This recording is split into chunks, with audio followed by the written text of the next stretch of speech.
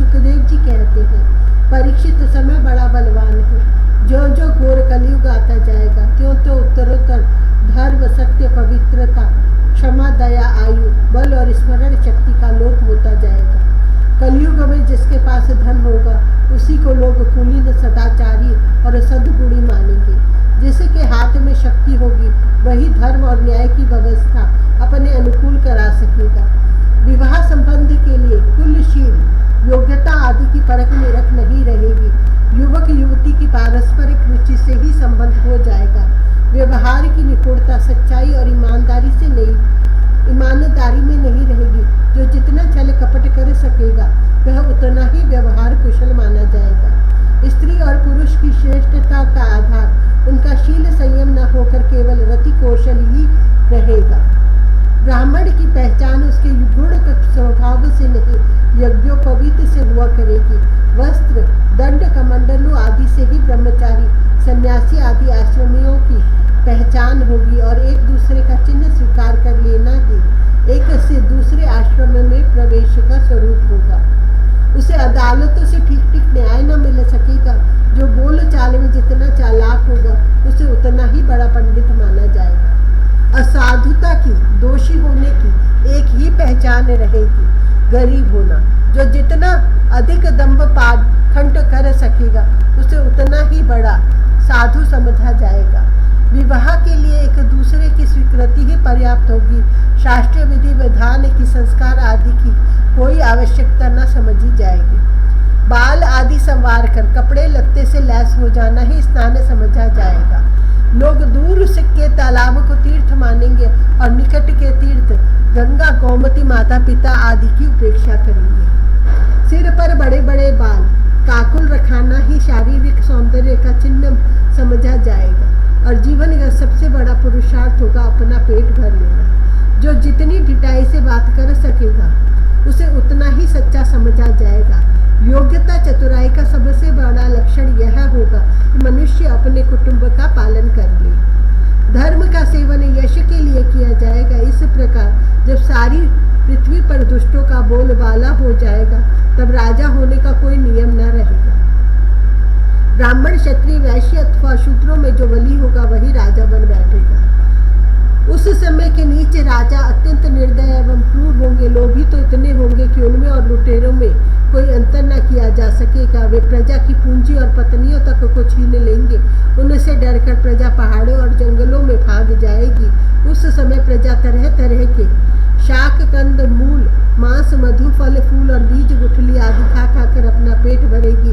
कभी वर्षा न होगी, सूखा पड़ जाएगा, तो कभी कर पर कर लगाए जाएंगे। कभी कड़ाके की सर्दी पड़ेगी तो कभी पाला पड़ेगा। कभी आंधी चलेगी, कभी गर्मी पड़ेगी तो कभी बाढ़ आ जाएगी। इन उत्पातों से तथा आपस के संघर्ष से प्रजा अत्यंत पीड़ित होगी, नष्ट हो जाएगी। लोग भूख, प्यास तथा नाना प्रकार की चिंताओं से दुखी रहेंगे। रोगों से तो उन्हें छुटकारा ही न मिलेगा। कलयुग में मनुष्यों की परम आयु केवल 20 या 30 वर्ष की होगी। परीक्षित, कलिकाल के दोष से प्राणियों के शरीर छोटे छोटे, क्षीण और रोगग्रस्त होने लगेंगे। वर्ण और आश्रमों का धर्म बतलाने वाले वेद मार्ग नष्ट प्राय हो जाएगा। धर्म में पाखंड की प्रधानता हो जाएगी। राजा महाराजे डाकू लुटेरे के समान हो जाएंगे। मनुष्य चोरी, झूठ तथा निरपराध हिंसा आदि नाना प्रकार के कुकर्मों से जीविका चलाने लगेंगे। चारों वर्णों के लोग शूद्रों के समान हो जाएंगे। गौएं बकरियों की तरह छोटी छोटी और कम दूध देने वाली हो जाएंगी। वानप्रस्थी और सन्यासी आदि विरक्त आश्रम वाले भी घर गृहस्थी जुटाकर गृहस्थों का सा व्यापार करने लगेंगे। जिनके वैवाहिक संबंध है उन्हीं को अपना संबंधी माना जाएगा। धान, जौ, गेहूं आदि धान्य के पौधे छोटे छोटे होने लगेंगे। वृक्षों में अधिकांश शमी के समान छोटे और कटीले ही रह जाएंगे। बादलों में बिजली तो बहुत चमकेगी परंतु वर्षा कम होगी। गृहस्थों के घर अतिथि सत्कार या वेद ध्वनि से रहित होने के कारण अथवा जनसंख्या घट जाने के कारण सूने सूने हो जाएंगे। परीक्षित, अधिक क्या कहें।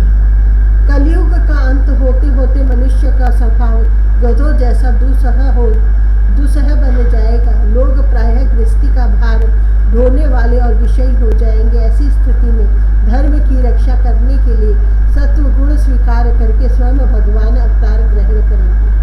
प्रिय परीक्षित, सर्वव्यापक भगवान विष्णु सर्वशक्तिमान है।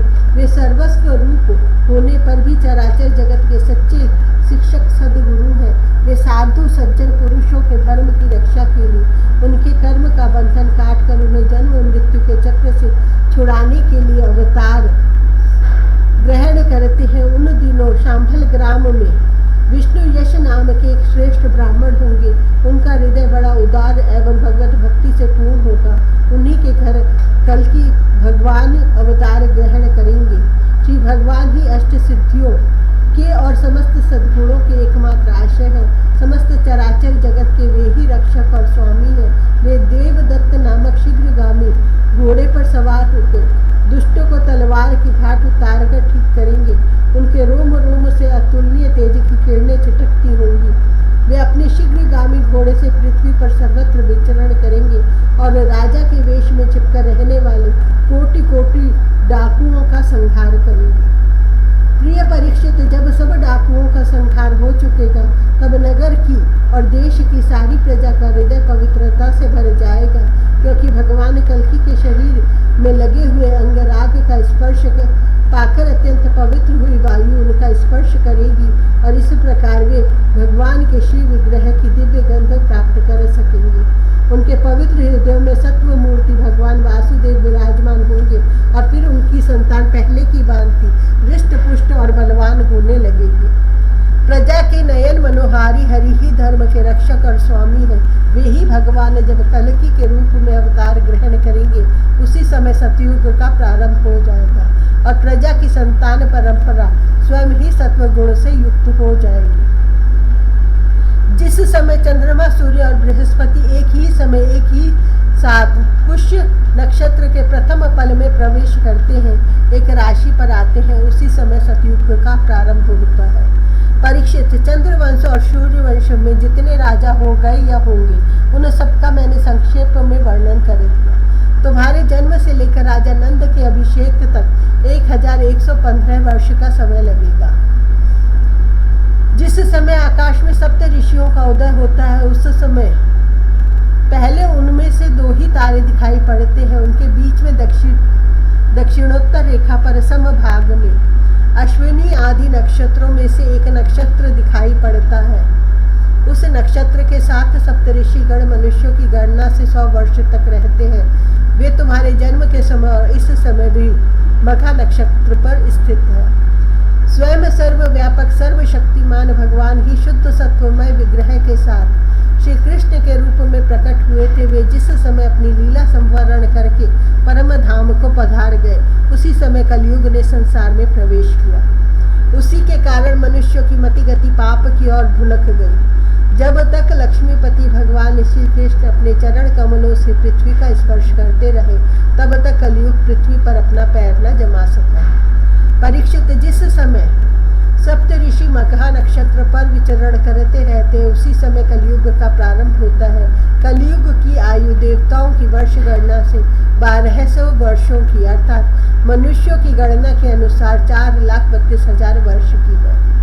जिस समय सप्त ऋषि मघा से चलकर पूर्व शाढ़ा नक्षत्र में जा चुके होंगे उस समय राजा नंद का राज्य रहेगा। तभी से कलयुग की वृद्धि शुरू होगी। पुरातत्ववेता ऐतिहासिक विद्वानों का कहना है कि जिस दिन भगवान श्री कृष्ण ने अपने परम धाम को प्रयाण किया उसी दिन उसी समय कलयुग का प्रारंभ हो गया। परीक्षित, जब देवताओं की वर्ष गणना के अनुसार 1000 वर्ष बीत चुकेंगे तब कलयुग के अंतिम दिनों में फिर से कल्कि भगवान की कृपा से मनुष्यों के मन में सात्विकता का संचार होगा। लोग अपने वास्तविक स्वरूप को जान सकेंगे और तभी से सतयुग का प्रारंभ भी होगा।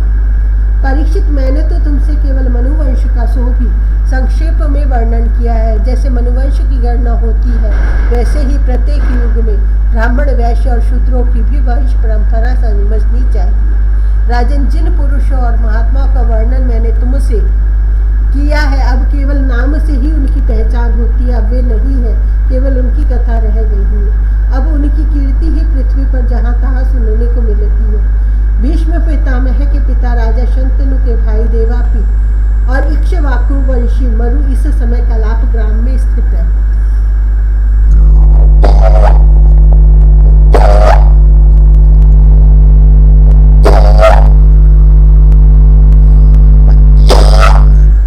वे बहुत बड़े योग बल से युक्त हैं। कलयुग के अंत में कल्कि भगवान की आज्ञा से वे फिर यहाँ आएंगे और पहले की भांति ही वर्णाश्रम धर्म का विस्तार करेंगे। सतयुग, त्रेता, द्वापर और कलयुग यही 4 युग है। ये पूर्वोक्त क्रम के अनुसार अपने अपने समय में पृथ्वी के प्राणियों पर अपना प्रभाव दिखाते रहते हैं। परीक्षित, मैंने तुमसे जिन राजाओं का वर्णन किया है वे सब और उनके अतिरिक्त दूसरे राजा भी इस पृथ्वी को मेरी मेरी करते रहे, परंतु अंत में मरकर धूल में मिल गए। इस शरीर को भले ही कोई राजा कह ले, परंतु अंत में यह कीड़ा, विष्ठा अथवा राख के रूप में ही परिणत होगा, राख ही होकर रहेगा। इसी शरीर के या इसके संबंधियों के लिए जो किसी भी प्राणी को सताता है वह न तो अपना स्वार्थ जानता है और न तो परमार्थ, क्योंकि प्राणियों को सताना तो नरक का द्वार है। वे लोग यही सोचा करते हैं कि मेरे दादा परदादा इस अखंड भूमंडल का शासन करते थे, अब यह मेरे अधीन किस प्रकार है और मेरे बाद मेरे बेटे पोते मेरे वंशज किस प्रकार इसका उपभोग करेंगे। वे मूर्ख इस आग, पानी और मिट्टी के शरीर को अपना आपा मान बैठते हैं और बड़े अभिमान के साथ डींग हाँकते हैं कि यह पृथ्वी मेरी है। अंत में वे शरीर और पृथ्वी दोनों को छोड़कर स्वयं ही अदृश्य हो जाते हैं। प्रिय परीक्षित, जो नरपति बड़े उत्साह और बल पौरुष से इस पृथ्वी के उपभोग में लगे रहे, उन सबको काल ने अपने विकराल गाल में धर दबाया। अब केवल इतिहास में उनकी कहानी ही शेष रह गई है।